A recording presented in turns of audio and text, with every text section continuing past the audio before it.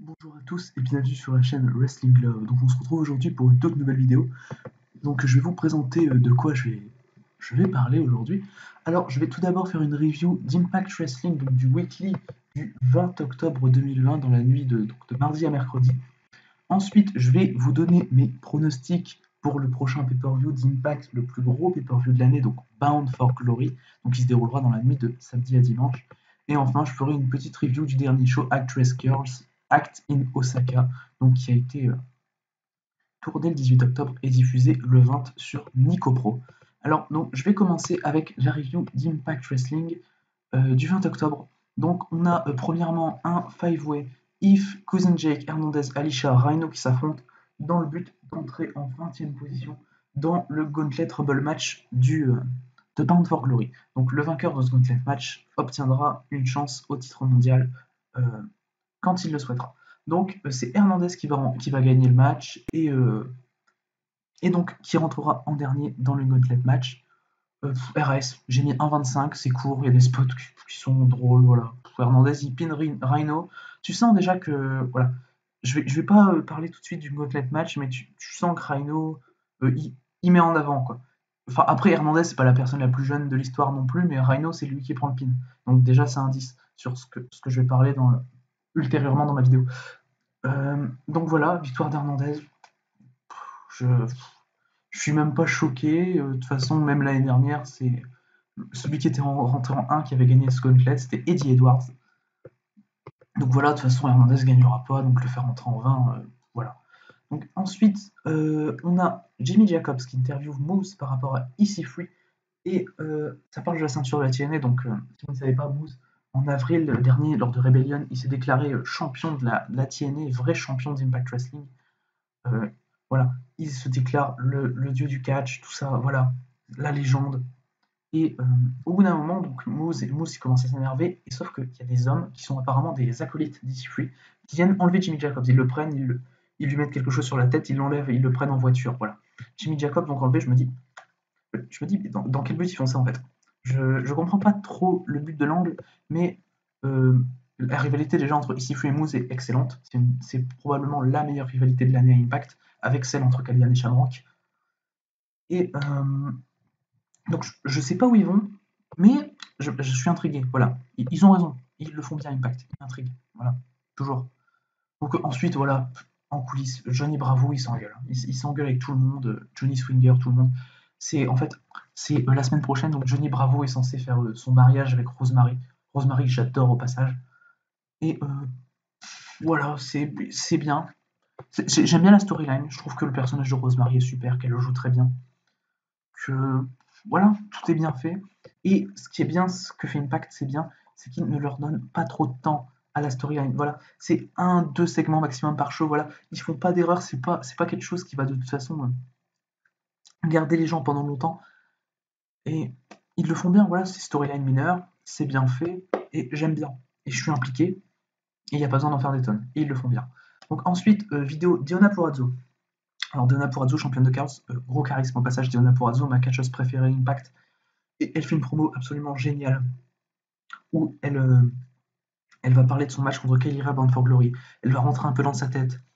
Elle va parler du personnage de Kylie Ray, dire que il influe sur ses émotions, elle fait des erreurs, voilà. Et Purrazzo, elle rappelle, elle rentre encore plus dans la tête. Elle dit qu'elle a cassé le bras de Suzy, notre Suzy qui est la meilleure amie de Kylie Ray. Et Deonna Purrazzo, donc qui est très confiante par rapport au fait de gagner, de conserver, pardon, son titre à Bound for Glory. Et voilà, j'adore Purrazzo, j'adore son mic skill, tout ce qu'elle fait, j'adore. Voilà, j'ai rien à dire de spécial, si ce n'est que Purrazzo, même dans le ring, elle assure, voilà, elle a fait un des meilleurs matchs féminins de l'année selon moi contre Jordan Grace. Voilà. Et Purrazzo, par rapport au règne justement de Jordan Grace, elle élève le prestige du titre. Et elle le dit, mon titre c'est le plus prestigieux, voilà. Et, et tu sens qu'elle est au-dessus de tout. Tu sens que la meuf, il n'y a rien qui peut l'arrêter. C'est vraiment super. Ensuite, Rosemary affronte Havok.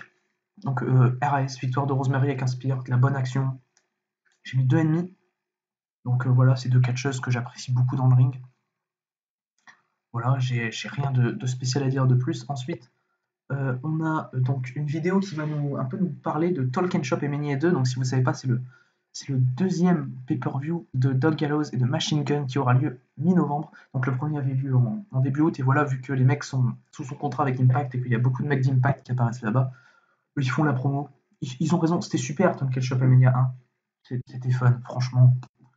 Et le 2, je pense que ce sera du même type. Et je vous conseille d'ailleurs, si vous ne l'avez pas vu, d'aller voir ce pay-per-view. Le premier parce que c'était super, et de regarder le 2. Voilà, ils s'éclatent. Gallows et Machine Gun, ils s'éclatent. Voilà. Donc ensuite, on a les acolytes d'EC3 qui ramènent Jimmy Jacobs au QG d'EC3. Donc le mec, il arrive dans une caisse, voilà. T'as EC3 qui arrive, et t'as le segment qui s'arrête. Enfin, il s'arrête pas. En fait, techniquement, c'est la pub, et Impact, là où il te rentre bien dans la tête. En fait, tu te demandes quand ça va. Genre, tu te dis, ouais, on va voir un match après, et le segment, il va continuer encore après, ouais, c'est lourd. Et ils reviennent avec le segment. Et limite, du coup, tu deviens content de ce qu'ils font. Voilà. Et en sortant de la pub, du coup, on revient avec la suite du segment. Et on a ici Free qui parle toute son histoire de contrôler sa narrative, de voilà. Et tout, que tout l'a amené à son match contre Moose. Voilà. Il dit Moose, c'est une fausse idole. Il se croit pour un dieu du catch. Voilà. Et lui, tout ce qu'il veut, c'est combattre pour lui-même. Ici Free combat pour lui-même, il combat pour sa liberté, sa narrative. Voilà. Et son personnage, il est génial. Ici Free, c'est un super babyface, badass. T'as envie de te mettre derrière lui. Ouais. Tu sens que le mec, il va tout casser. Et pourtant, c'est un babyface. Il est super ici Free. Il fait un job excellent. Et Moose, c'est pour moi le mec le plus charismatique déjà qu'on a à Impact. Et c'est vraiment celui qu'il fallait mettre en rivalité contre Sifu pour son retour. Parce que ce qu'ils font, c'est juste génial, quoi. Et donc, t'as Ici Free qui continue, voilà, qui dit qu'il va être respecté, voilà, il veut obtenir ce qu'il veut. Il est fort, tu sens qu'Ici Free est très fort dans sa tête. Et voilà, Ici Free, il n'y a rien qui peut l'arrêter. Et Moose, il présente Moose comme un mec pensant la même chose. Voilà, c'est super.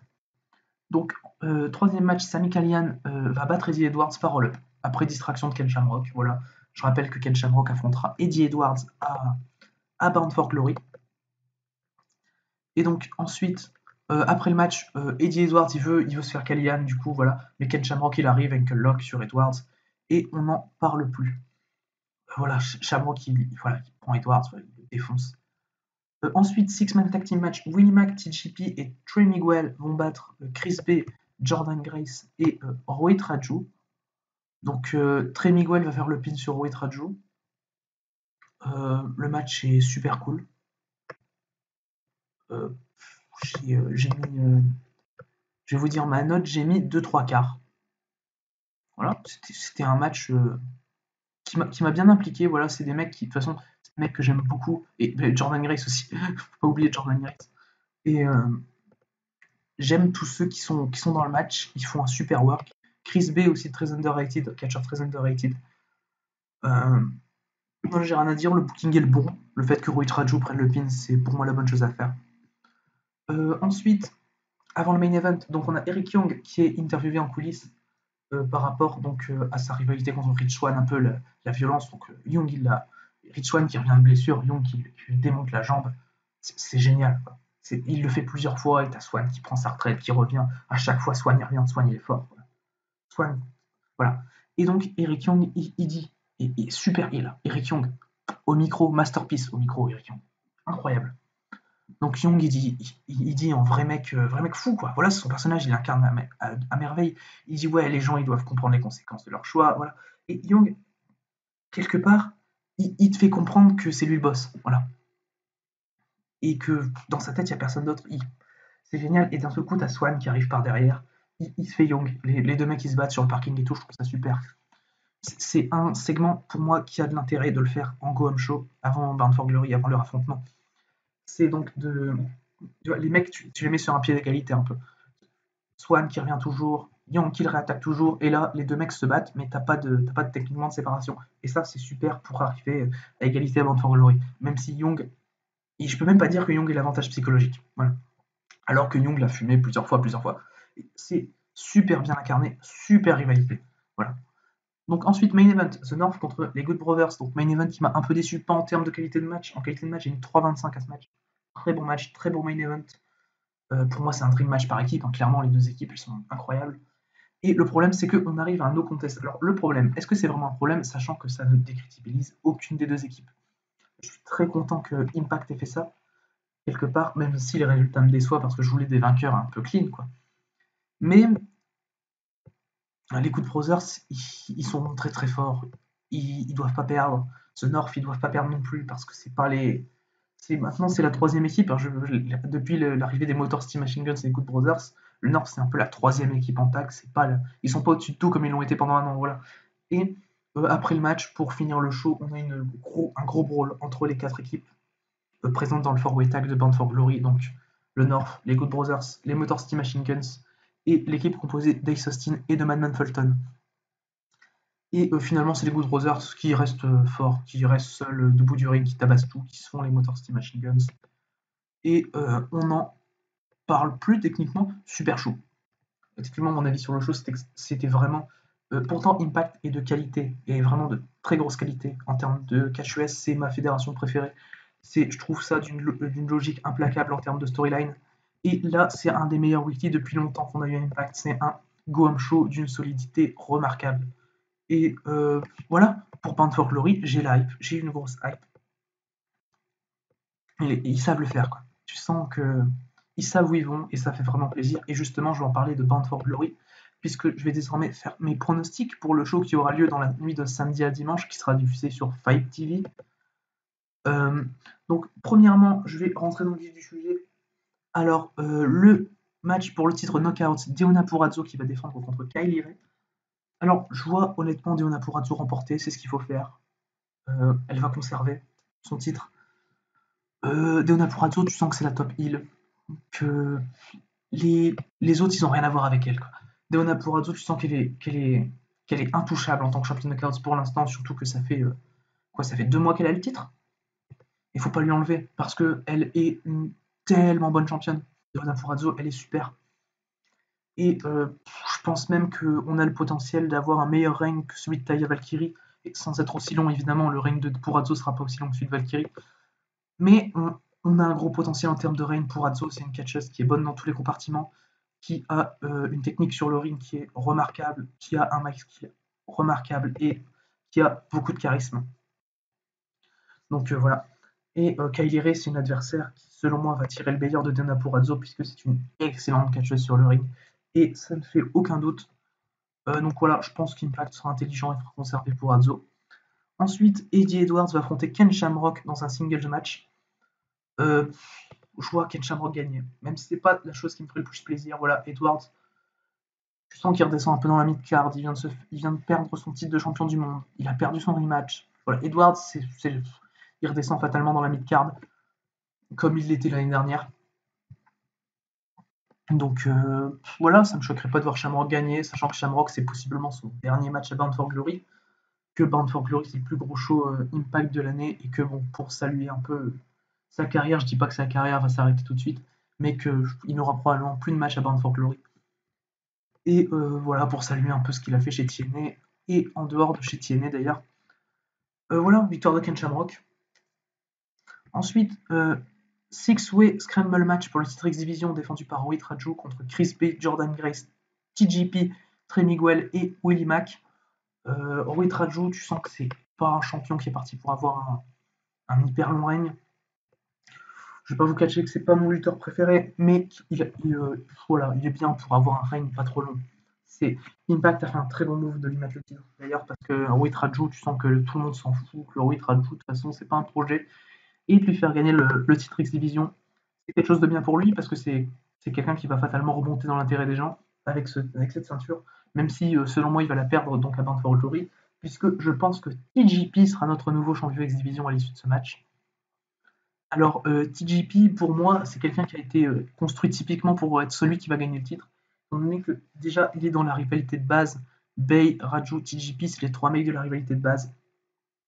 TJP ne se fait pas pin à Emergence quand Raju gagne le titre. TJP est dans l'équipe gagnante du Six-Man Tag du weekly de cette semaine sans faire le pin. Voilà. TJP, il est construit très intelligemment, en même temps très fort. C'est subtil ce que fait Impact. Et je pense que ouais, TJP va gagner le titre X Division et avoir un bon one solo là. Se détacher, j'ai détaché vraiment complètement de Falaba, clairement. C'est ce qu'il faut faire, je pense. TJP est un excellent catcheur, chez qui Impact peut susciter beaucoup d'intérêt si il remporte le titre X-Division, donc c'est pour ça que c'est mon pronostic, et je pense qu'Impact fera ça intelligemment. Ensuite, Fatal 4-Way Tag Team Match pour les titres tag d'Impact. Les Motor City Machine Guns qui défendent contre les Good Brothers, The North et l'équipe constituée d'Ace Austin et de Madman Fulton. Je vois, honnêtement, j'hésitais au début entre les Motor City Machine Guns et Ace Austin et Madman Fulton. Et finalement, je vois les Motor City Machine Guns conserver leur titre, puisque je pense que ce match protège l'affiche 2 contre 2 inévitable entre les Good Brothers et les Motor City Machine Guns. Ouais, je pense que c'est une affiche qui vend du rêve et qui peut être fait au prochain pay-per-view en janvier, ou peut-être en weekly, même si je la vois plus en pay-per-view cette affiche. Tu sais, c'est les deux équipes les plus fortes en ce moment à Impact. Et de toute façon, les Motor City Machine Guns, et en ayant battu le North aussi, de la manière dont ils l'ont fait, ayant battu le North qui sortait d'un règne de plus d'1 an, leur faire avoir un règne de 2 mois, ce serait clairement inutile. Et je pense que c'est les Good Brothers qui doivent les détrôner, mais en 2 contre 2, et ce 4-way n'est fait que pour protéger l'affiche, et d'une manière bien réussie. Alors ensuite, on aura EC3 contre Moose dans un singles match. EC3, tu le fais revenir. Je vois pas de grand intérêt à le faire perdre sa première rivalité. Surtout contre Moose. Tu sens que Moose, c'est quelqu'un qui n'a pas perdu de rivalité depuis très longtemps. Il a été battu à Victory Road par Trey Miguel, mais ça faisait quoi, plus d'1 an qu'il n'avait pas été pin. Et en plus, c'est avec distraction d'EC3, donc le mec il est protégé comme jamais. Et EC3, si tu veux en faire un futur champion du monde, si tu veux en faire une future top star de ta compagnie, même si on sait qu'il a déjà été à la TNA avant, il a déjà été champion du monde, je pense qu'il le sera encore une fois l'année prochaine sûrement. En tout cas, d'ici 2022, il sera champion du monde. Et quoi de mieux que battre Moose dans sa première rivalité, quoi. À Bound for Glory qui plus est, je pense que c'est pas du hasard s'il affronte Moose à Bound for Glory. Même si les choses ont évidemment aidé avec son licenciement de WWE au courant du mois d'avril, il me semble. Avril, oui. Voilà. Je pense que ici Free a de grandes chances de gagner ce match. Ça ne me dérangerait pas que Moose gagne. Mais ici Free doit être, selon moi, construit fort après son retour. Ensuite, on va passer au Gauntlet Collier Shot Gauntlet match. Donc, le vainqueur pourra choisir une opportunité au titre de son choix. Donc, je vais vous dire les catcheurs annoncés. Donc, on a Essie Romero, Alicia Edwards, Cody Deaner, Brian Myers, Avoc, If, Hernandez, Larry Rhino, Taya Valkyrie, Tenit Dashwood et Tommy Dreamer. Plus d'autres catcheurs qui vont se rajouter. Je vois pas de gros noms dans les catcheurs qui vont se rajouter. Je pense qu'If va gagner. Tout simplement parce que si If gagne, il a un contrat avec Impact, donc il a déjà son contrat, on sait, pour l'officialiser un peu, voilà.